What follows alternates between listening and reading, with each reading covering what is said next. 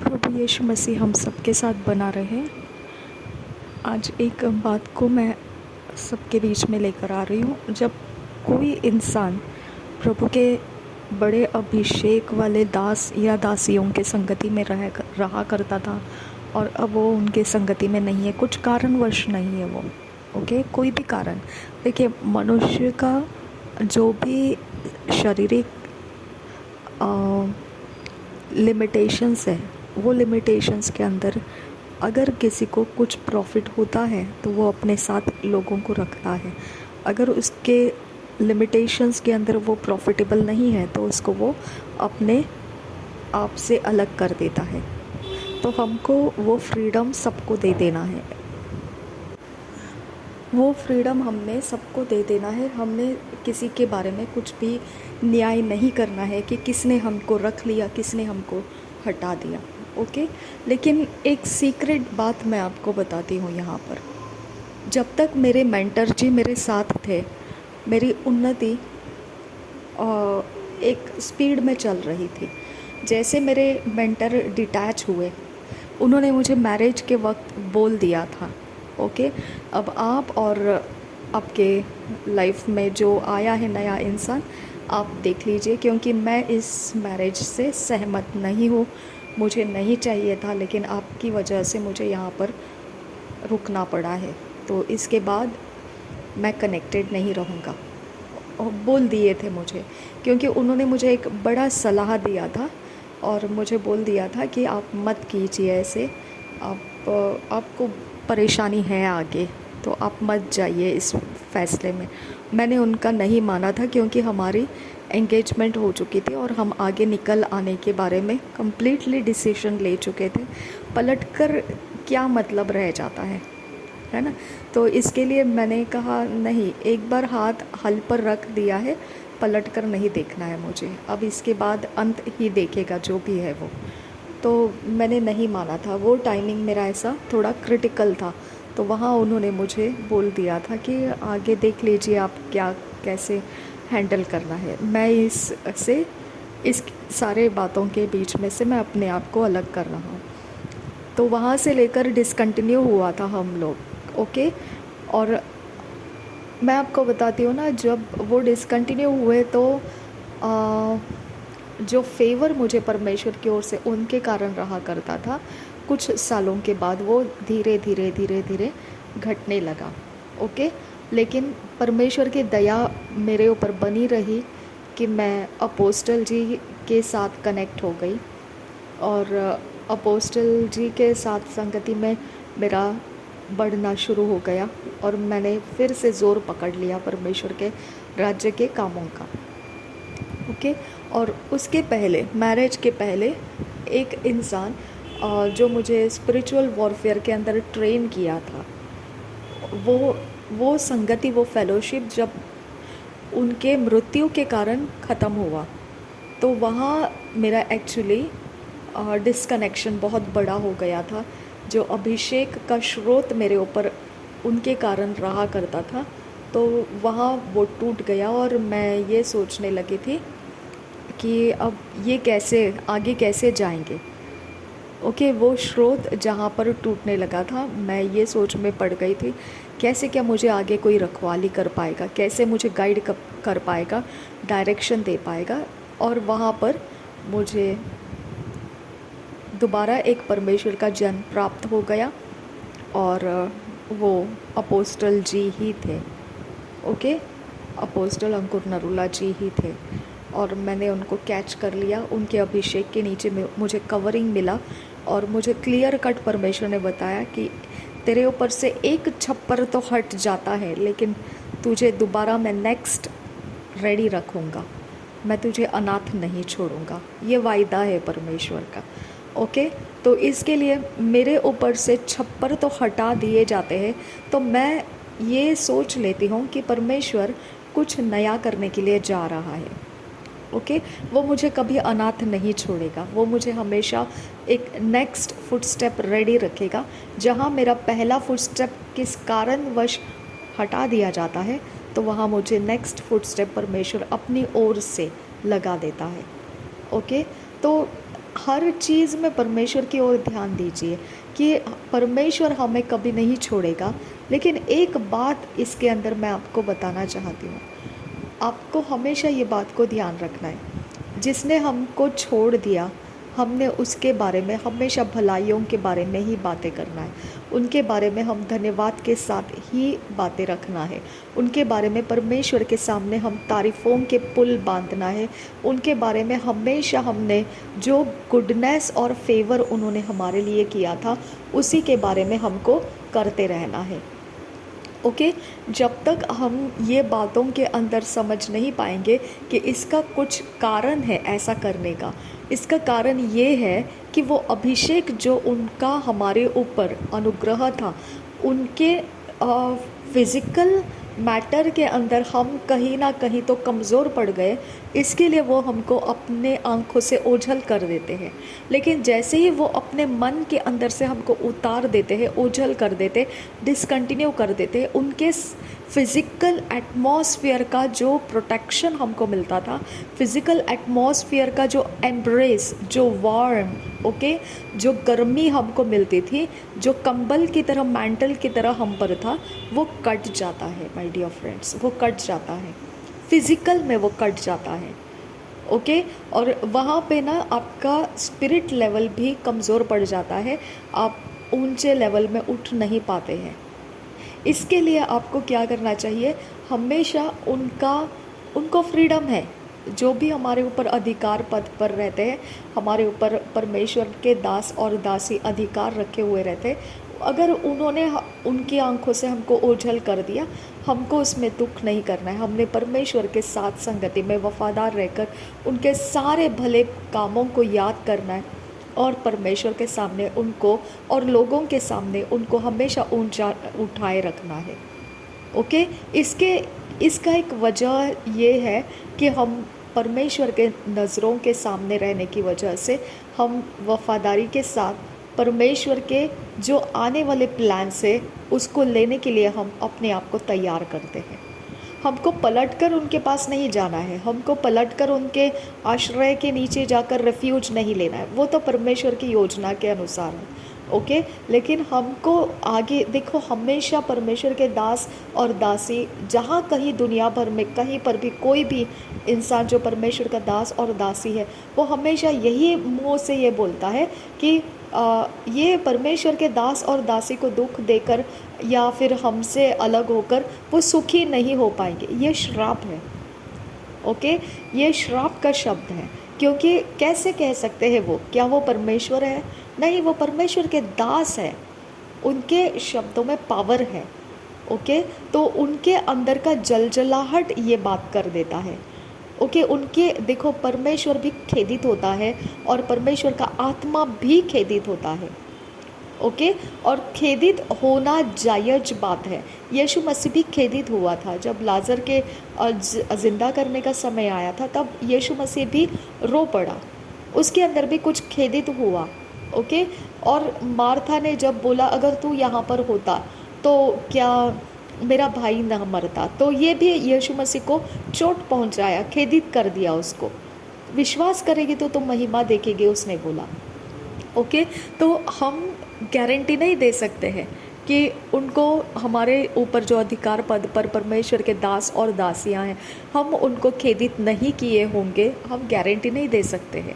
लेकिन जब हम खेदित करते हैं और वो सहनशील रहते हैं और हमको आगे बढ़ने का रास्ता देते रहते हैं, तो एक बात ज़रूर होती रहती है कि फासला बनता जाता है।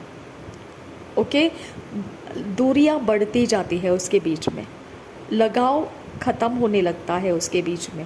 यहाँ पे हम समझ जाना है कि हम कहीं तो निराश्रित होते जा रहे हैं। ओके, अगर आपको ऐसा लगने लगा कि आप परमेश्वर के दास और दासियाँ जो भी दुनिया भर में है, आप उनके अंडर, उनके नीचे, उनके दबाव में, उनके सामर्थ्य से आप परमेश्वर के सामने कुछ काम कर रहे हो, तो मैं आपको सजेस्ट करूँगी परमेश्वर के सामने उनके लिए धन्यवाद किया करो। ओके, उनके लिए परमेश्वर को उनको ऊंचा उठाते रहो, उनके बारे में परमेश्वर और लोगों के सामने कोई ऐसा बात मत करो, अगर आपको मालूम भी होगा उनके बारे में कुछ नेगेटिविटी, तो भी आप उसको मत करो। कभी गलती से भी अपने अंदर से उनके बारे में कुछ भी मत बोलो, क्योंकि ये एक रीज़न है कि हमको परमेश्वर के सामने ऊंचा उठने का स्ट्रेंथ देगा।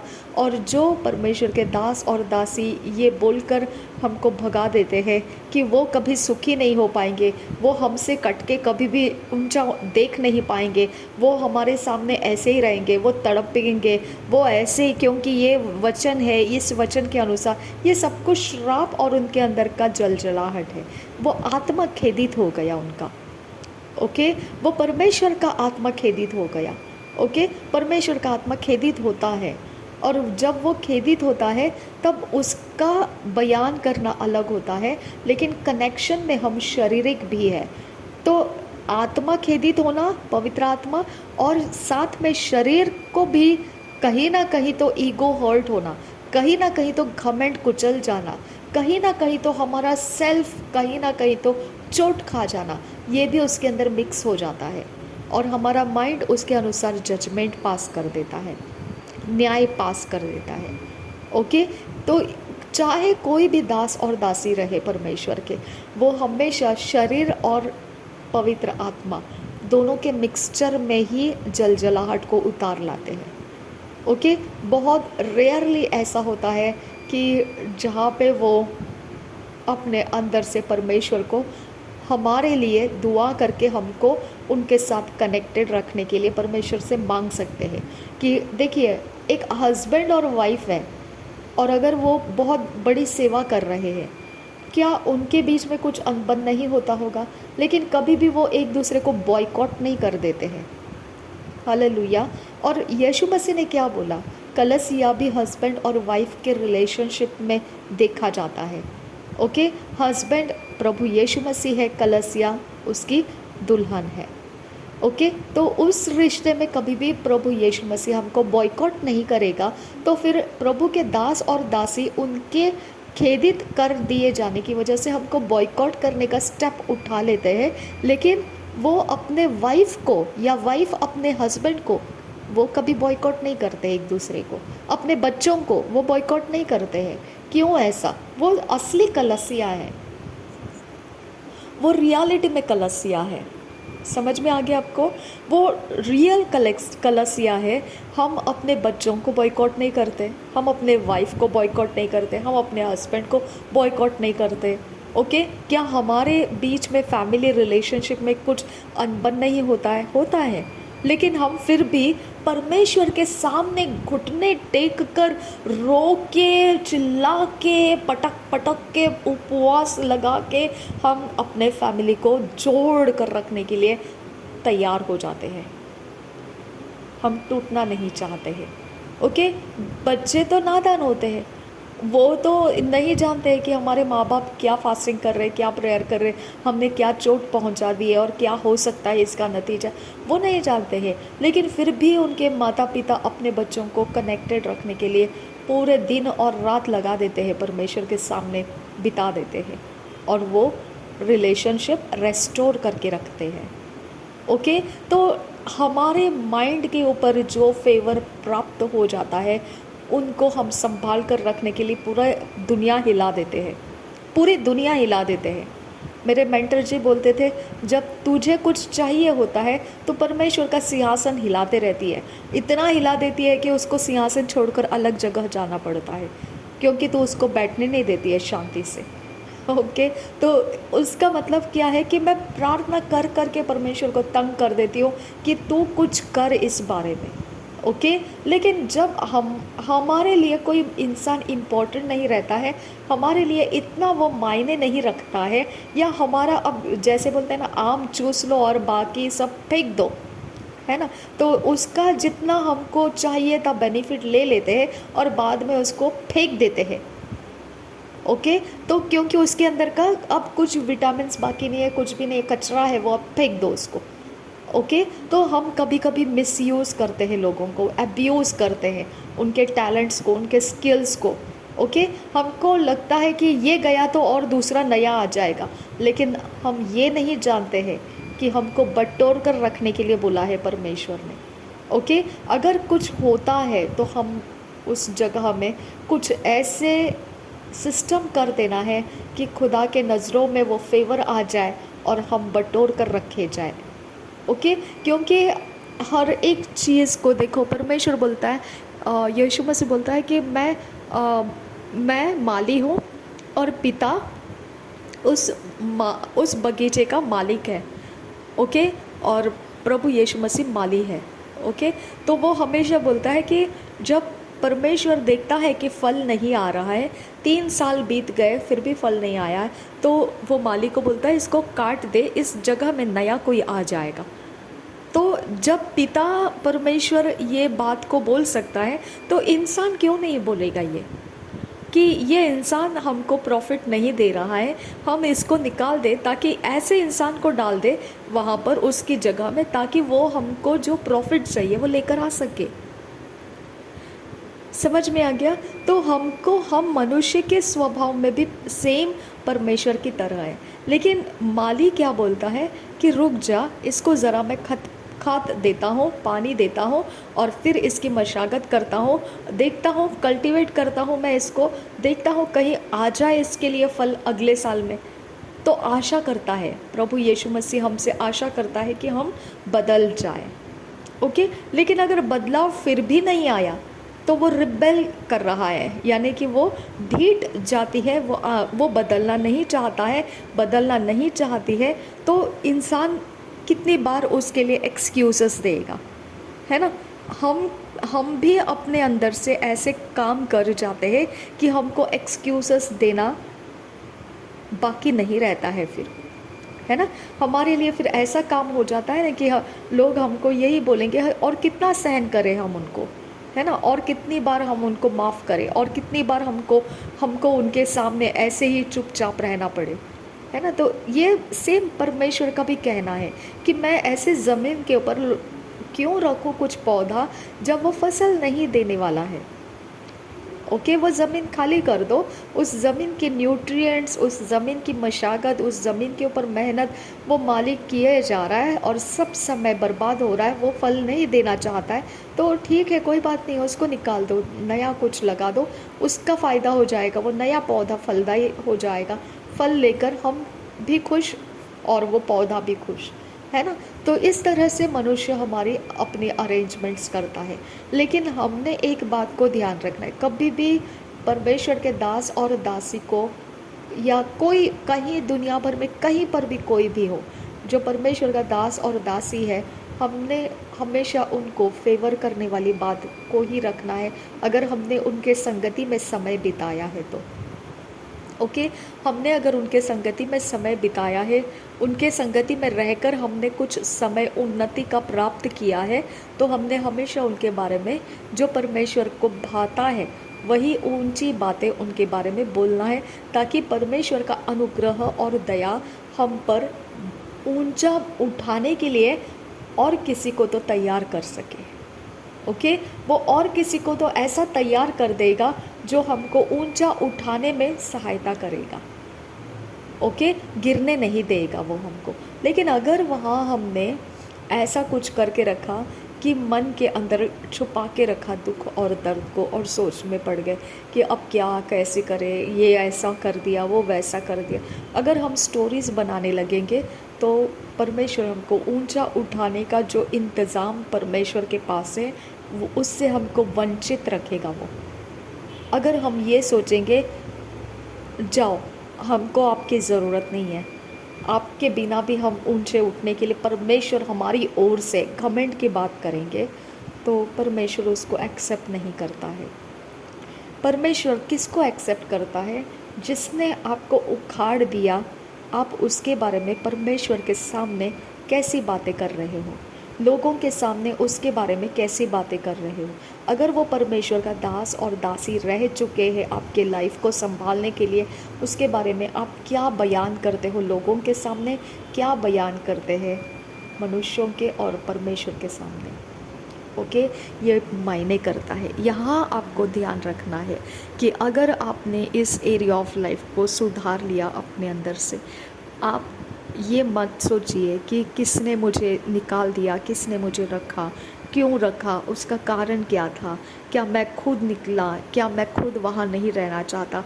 लाख रीज़न, लॉजिकल इंटेलेक्चुअल से आप बहुत कुछ बोल सकते हैं, लेकिन असल में देखा जाएगा तो कहीं ना कहीं तो माइनस हो चुके हैं आप। ओके, माइनस होने के बाद में आपको फिर परमेश्वर उठाना चाहेगा, तो आपका प्लेटफॉर्म, ग्राउंड आप तैयार रखिए। आप परमेश्वर के सामने और मनुष्यों के सामने जिनके संगति से आप अलग हो जाते हैं, उनके बारे में, जो परमेश्वर के दास और दासी रह चुके हैं आपके लिए, उनके बारे में लोगों के सामने और परमेश्वर के सामने बड़ी उत्तम बातें कीजिए, बड़ी मनभावन बातें कीजिए। और ये नहीं सोचना है कि उनका ये भी कसूर है, वो भी कसूर है, लेकिन फिर भी मैं मनभावन बातें करते रहूँगी। नहीं, उनका कसूर के एक तनिक मात्रा भी आप उनके किसी के सामने मत बोलिए, सिर्फ मनभावन बातें बोलिए। परमेश्वर आपको ऊंचा उठाने का इंतज़ाम बहुत जल्दी आपके हाथ में ला कर देगा। और जब आप ऊंचे उठते रहोगे, फिर भी आप परमेश्वर को धन्यवाद देना, और पिछले दिनों में जिनके उपस्थिति से आप हटा दिए गए हो, उनके बारे में, जो प्रभु के दास और दासियाँ रह चुके हैं, उनके बारे में, उस उन्नति के बीच में भी धन्यवाद और प्रशंसा की ही बातें किया करो। यह सीक्रेट है, क्योंकि ये बहुत कड़वी सच्चाई है कि जो परमेश्वर का दास और दासी कोई भी दुनिया भर में है, जहाँ से हमको स्रोत मिला है परमेश्वर की ऊंचाई को देखने का, वो स्रोत ख़त्म हो जाता है जब वो अपने से हमको काट के अलग कर देते हैं। और वो फ्रीडम है उनको, हम उसको रोक नहीं सकते हैं। लेकिन अगर हमने इस कट जाने के वक्त में हमने अगर सही स्टेप उठाया, हमने अगर पूरे मन से परमेश्वर को धन्यवाद दिया, और हमने जो माहौल छोड़कर बाहर आए, वहाँ की सारी बातों में हमने अगर परमेश्वर के बारे में सही बातें की, और लोगों के बीच में हमने परमेश्वर के सामने और लोगों के बीच में सब कुछ सही बातों को ही फैलाया, तो ऊंचा उठना 100% श्योर है, 100% श्योर है। कोई रोक नहीं पाएगा आपको, कोई किसी के शब्द आपको रोक नहीं पाएंगे, क्योंकि ऊंचा उठाना भी परमेश्वर के हाथ में है, और कहीं से कटवा देना भी परमेश्वर के हाथ में है। इसके लिए हमको कोई कटवा देना बड़ी बात नहीं है। ये समझ आता है कि हम उनके करीबी नहीं हैं। यह हो सकता है उन्होंने हमको बहुत मौका दिया और हम उनके समय को बर्बाद कर रहे हैं, रिबेल कर रहे हैं, ढीठ बन रहे हैं। हमको समझ में ही नहीं आ रहा है कि उनके एक्सपेक्टेशंस क्या है। ओके, और हमने बस उनका समय ख़त्म कर दिया, ख़राब कर दिया, तो अब वो हमको वहाँ प्रॉफिटेबल नहीं समझ रहे हैं, हमको उखाड़ दिया। एक नौकर को जैसा समय दिया जाता है, एक नौकरी किया, उखाड़ दिया। नया कोई ताकतवर, मजबूत, बहुत ज्वलंत इंसान को लाकर रख देंगे, अपना प्रॉफिट निकालेंगे। अगर वो भी वैसा ही चूस लिया गया, जैसा कर दिया उसको भी, तो उसको भी फेंक देंगे, फिर दूसरा को लाकर रखेंगे। वो उनकी मनमानी है, हम उसके लिए कुछ नहीं कर सकते हैं। हम उनको फ्रीडम देते हैं ऐसा करने के लिए, लेकिन हम उसके कारण जो हमारा नुकसान होता है, उसमें का एक ही इंतज़ाम है जो हमको बिना नुकसान के ऊंचा उठ लेने का रास्ता देता है। वो ये है, जिसके छत के नीचे, जिसके आश्रय के नीचे आपने उन्नति को देखा, उस छत, उस आश्रय, उस परमेश्वर के दास और दासियों के बारे में सदा सर्वदा भलाइयों की बातें ही किया करो। उनके माइनस पॉइंट्स को दिमाग से कम्प्लीटली ब्लॉक कर दो, ख़त्म कर दो, उसकी तरफ देखो तक मत। उसके बारे में कुछ भी, किसी को ऐसे होता है ना, कोई कोई हमें बहुत करीब लगता है, तो हमको ऐसे लगता है चलो अपने एकदम करीब वाली चीज़ को ये बात बता दे कि ऐसा ऐसा भी है, थोड़ा माइनस पॉइंट्स भी है उनके बारे में। नहीं, उनको भी मत बताओ, क्योंकि आपका स्पिरिट रियाम खुला पड़ा है। आप जिसको करीब समझ रहे हो, आपको लग रहा है कि आप सीक्रेटली किसी को अपने मन के अंदर की बात बता रहे हो, लेकिन स्पिरिट रियम खुला हुआ है। ओके, आपने अपने अंदर से जो बोल दिया वो आपके उन्नति को हर्ट करेगा। इसके लिए परमेश्वर के दास और दासियों के बारे में कभी भी कुछ भी माइनस पॉइंट्स जहाँ से निकल जाते हो, कभी भी ख़त्म कर दो। माइनस पॉइंट का जगह रखो ही मत, ख़त्म कर दो वो बात को, और सिर्फ भलाइयों की बातें करो। परमेश्वर ऊंचा उठाएगा आपको और कभी गिरने नहीं देगा। नेक्स्ट फुट स्टेप्स परमेश्वर देता रहेगा। आमीन। प्रभु यीशु मसीह हम सबके साथ बना रहे। आमीन, आमीन, आमीन।